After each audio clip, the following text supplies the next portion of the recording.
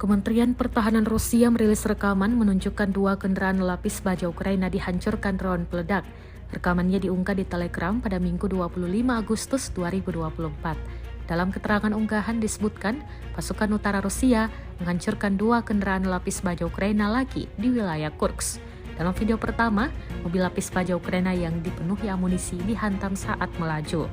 Selanjutnya, kendaraan lapis baja yang diparkir tentara Ukraina ikut dihantam. Rekamannya pun menuai berbagai komentar dari warganet.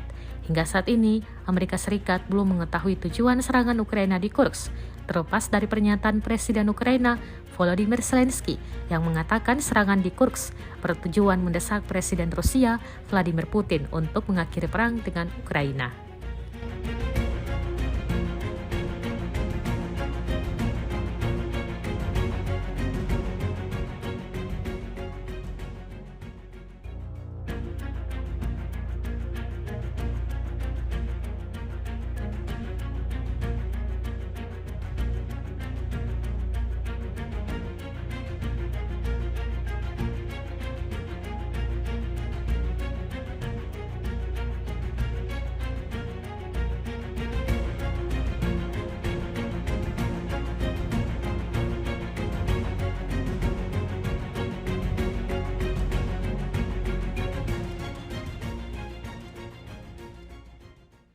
Download Tribun X sekarang, menghadirkan lokal menjadi Indonesia.